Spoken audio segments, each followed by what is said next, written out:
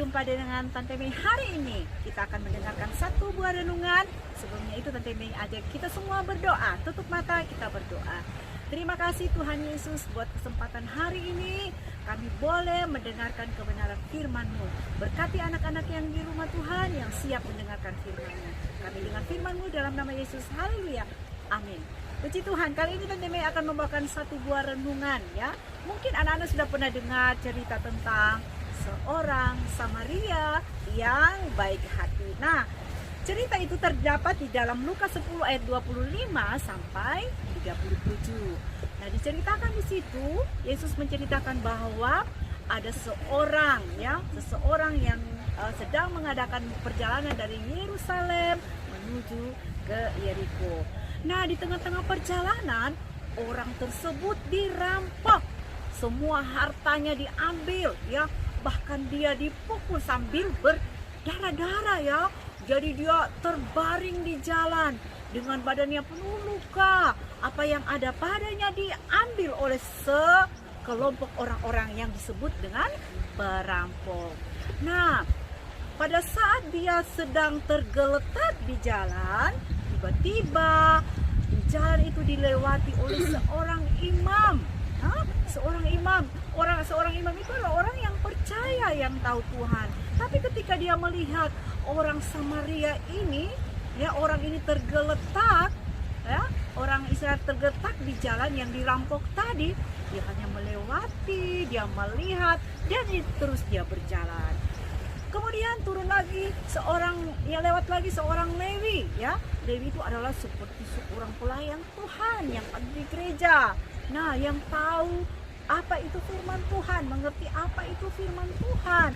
Tapi ketika dia melihat orang yang tergeletak, yang dirampok tadi, orang itu juga hanya melewati.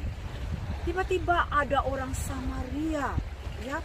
Orang Samaria dan orang Israel itu mereka tidak suka, ya, tidak berteman, ya. Mereka tidak bersahabat.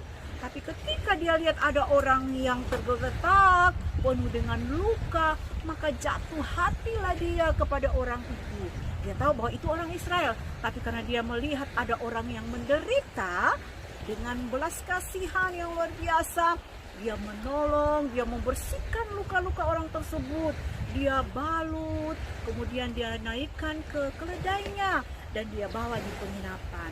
Sampai di penginapan dia titipkan orang yang luka tadi itu kepada pemilik penginapan. Dia katakan, rawatlah orang ini.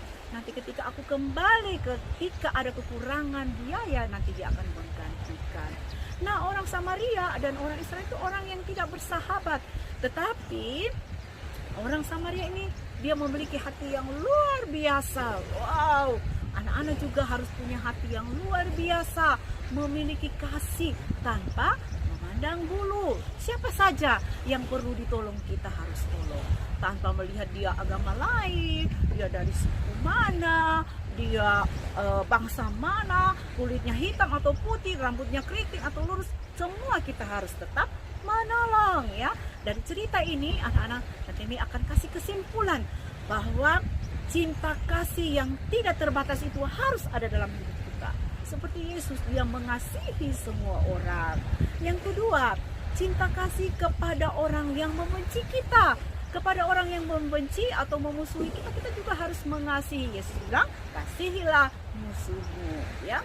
Yang ketiga, bersedia menolong sesama, bahkan sekalipun kita tidak mengenalnya. Seperti orang Samaria tadi, dia tidak kenal siapa yang dirampok, tapi dengan tulus hati dia menolong, ya. Dan yang keempat, menolong tanpa pamrih. Nah, tanpa pamrih, mungkin kita tidak menuntut balas. Yang kita tolong apakah dia akan balas atau tidak, tapi Tuhan percaya setiap perbuatan baik yang kita lakukan, Tuhan pasti membalas.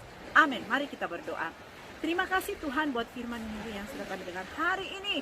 Semoga memberkati anak-anak, memberkati orang tua, dan memberkati siapa saja yang mendengarkan firman ini. Kami mengucap syukur dalam nama Yesus. Haleluya. Amin. Shalom. Tuhan Yesus memberkati.